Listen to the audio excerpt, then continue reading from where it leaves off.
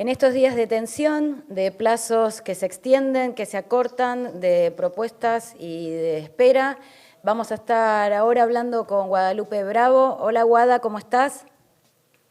Hola, buenas tardes, ¿cómo están?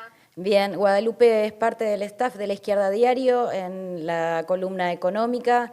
Guada, ¿qué novedades tenés respecto a lo que ya anticipamos en el bloque de noticias sobre la extensión de plazos para la mejora de la oferta que hizo Martín Guzmán a los acreedores de la deuda? Bueno, como ya vienen diciendo ustedes, sí, hoy se oficializó la extensión de plazos hasta el 22 de mayo para acceder al canje de deuda que había presentado Martín Guzmán. De esta forma, bueno, como ya habían repasado, lo que se confirma es el rechazo de los acreedores a la oferta inicial, así que ahora se entraría en un tiempo de descuento para ver si logran una propuesta mejorada, digamos. Esa por lo menos es la posición del gobierno, que pretende alcanzar una nueva propuesta para satisfacer lo que están pidiendo los acreedores, dentro de ellos algunos buitres como BlackRock, ¿no?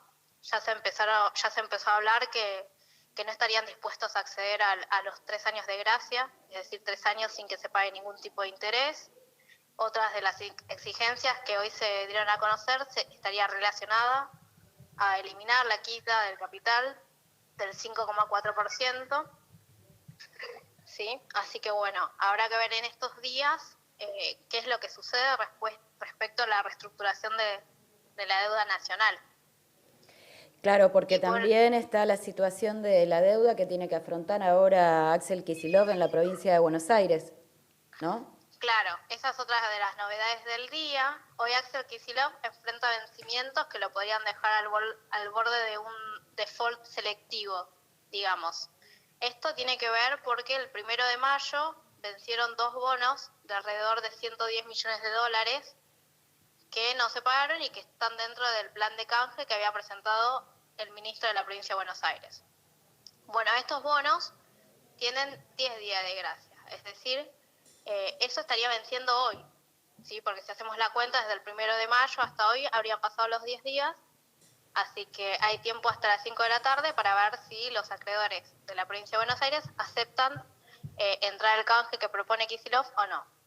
En este sentido, ayer 135 intendentes de la provincia de Buenos Aires firmaron una solicitada o sea, oficialistas y la oposición, ¿no? Firmaron una solicitada apoyando el plan de reestructuración de Kicillof.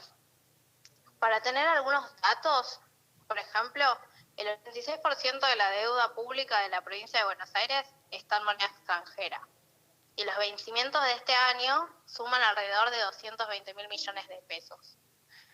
Así que bueno, si bien Kicillof ya venía diciendo que la deuda de la provincia era impagable y presentó un plan de canje, mañana se dará a conocer si esto es aceptado o rechazado, ¿no? Así que bueno, ahí tenemos por lo menos una diferencia dentro de lo que es la estrategia de negociación de la deuda. Obviamente Kicillof, al igual que el gobierno nacional, está haciendo todo lo posible para acordar con los acreedores, pero bueno, esto no depende de ellos, sino de los especuladores que siempre quieren ganar más o no dejar de ganar, digamos. Sí, es claro.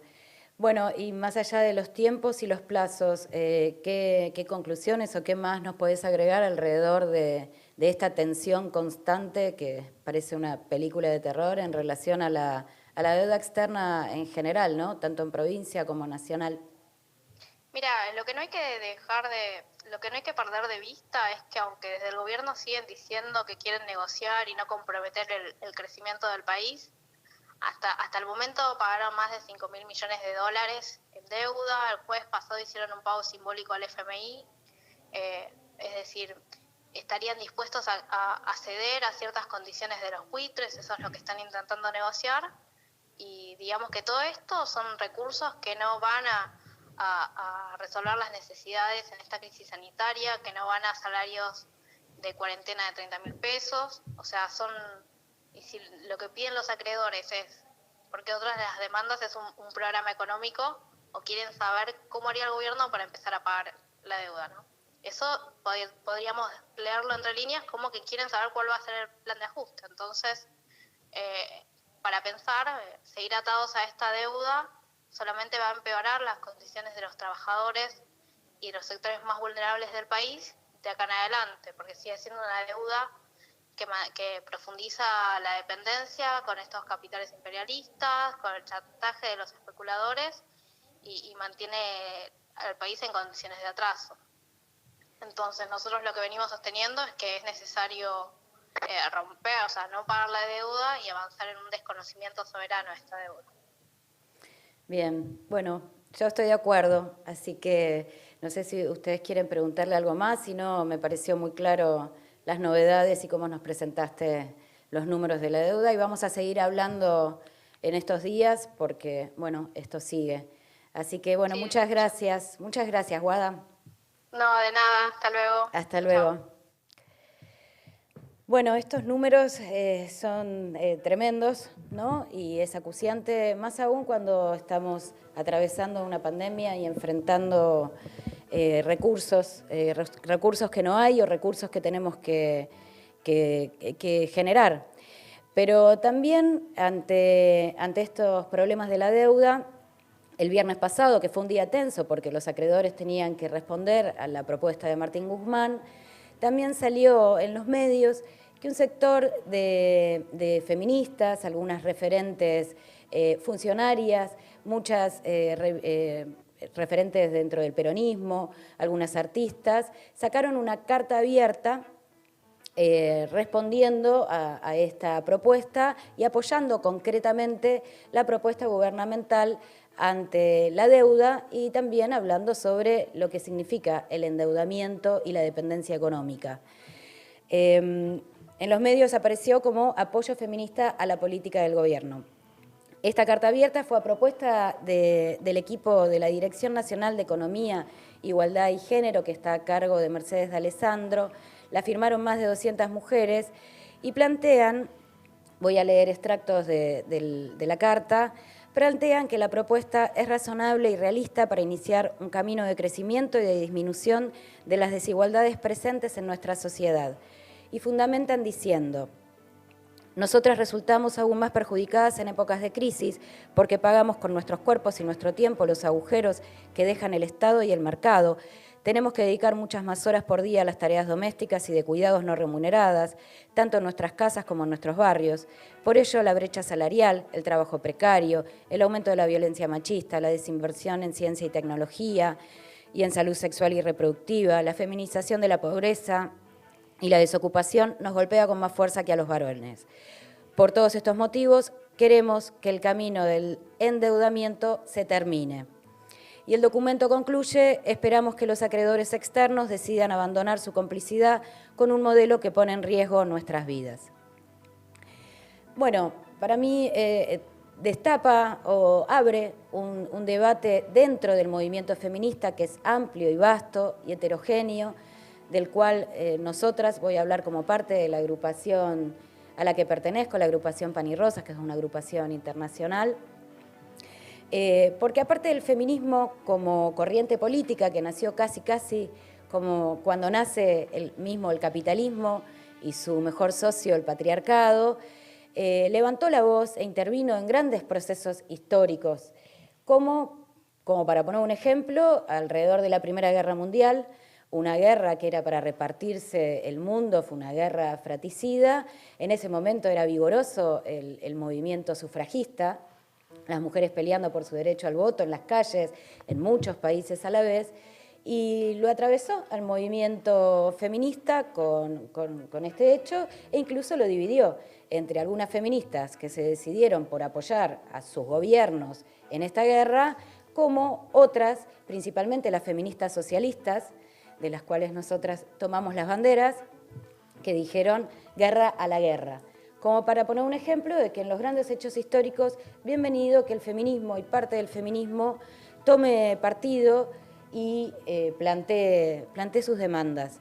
Y más que nada tomo lo de la guerra porque muchas veces se utiliza la comparación bélica para hablar de la batalla contra la pandemia. Bueno, no es una guerra, porque como en toda guerra los estados pondrían todos sus recursos para poder enfrentar, para poder salir a esa guerra, cosa que no está sucediendo. De hecho, claramente, pagar la deuda va a contrapelo de poner todos los recursos para más testeos, mejor salud para todos, mejores situaciones económicas para toda la clase trabajadora. Bueno, eso no es lo que está pasando. Ahora bien, ¿esta carta representa a todo el movimiento feminista? No, es un sector. Como les decía, nosotras somos parte también de este movimiento, nos reclamamos feministas socialistas, feministas de la clase trabajadora, y pese a que coincidimos en los planteos que hacen en la Carta en relación a cómo es la situación de las mujeres en las crisis, la forma de interpretar el mundo y también de intervenir en él, en nuestro caso, para cambiarlo, son distintas, y por eso el debate sobre la deuda sigue siendo un debate abierto dentro del movimiento de mujeres. Nosotras reivindicamos claramente el no pago a la deuda externa, romper con esta deuda fraudulenta, ilegítima, ilegal, y con la dependencia económica del imperialismo. Incluso, como decía Pablo Anino, también un economista de la Izquierda Diario, en alguna de sus notas, en momentos donde el FMI y el Banco Mundial están discutiendo condonaciones a países pobres, condonaciones de deuda a países pobres. Incluso el G20 acordó la moratoria de la deuda de 76 economías.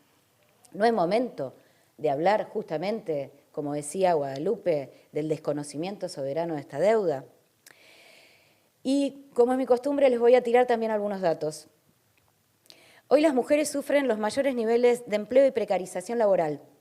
Seguimos ganando un 28% menos que nuestros compañeros varones. Y en el sector de los precarios y las precarias llega a esa brecha al 35% menos. La mitad de quienes no consiguen empleo son jóvenes de menos de 29 años. Y quienes enfrentan las tasas más altas de desocupación en toda la economía también son jóvenes con un 23% de desocupación.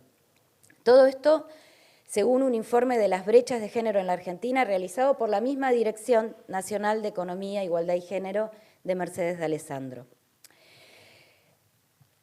Y en esta carta abierta, también hay que plantear lo que no dice, o quizá qué bueno sería otra carta que hable del acuerdo de la semana pasada entre el gobierno, los empresarios y la CGT, porque eso también repercute mucho, está repercutiendo en las condiciones de las mujeres de la clase trabajadora.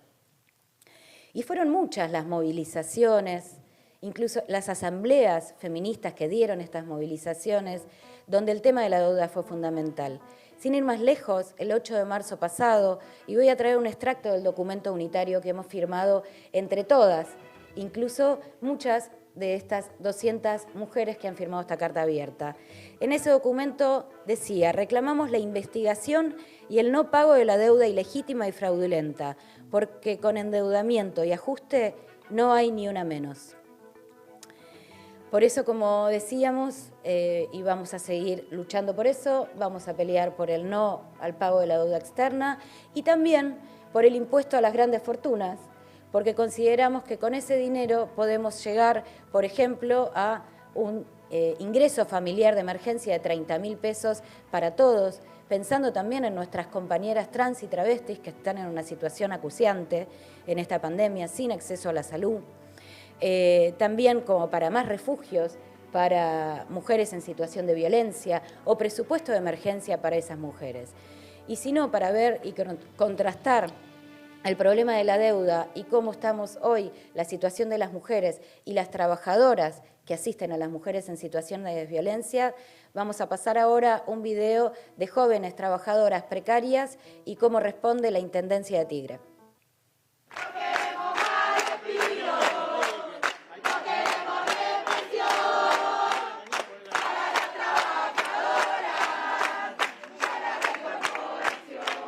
Es un impacto muy grande pensando en el contexto también de pandemia, del incremento de la violencia, de los femicidios, de las desapariciones de mujeres y demás, que en este contexto el municipio más rico de la zona norte decía recortar justo por acá.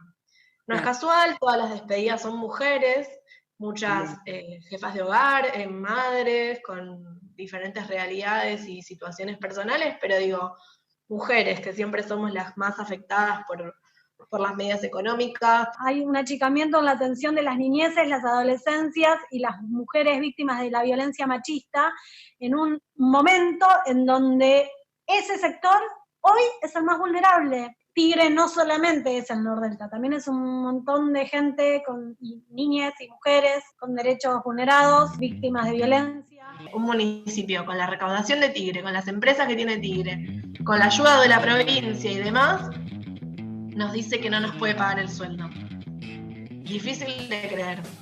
Y una cosa más que quiero agregar, estuvimos haciendo cálculos, y si las compañeras aceptan la propuesta de las 18 horas, el abultadísimo ahorro del municipio por mes es de 175.000 pesos. Es decir, todo este conflicto es por 175.000 pesos por mes, que es un catering o una tanda de folletos para el municipio, ¿no?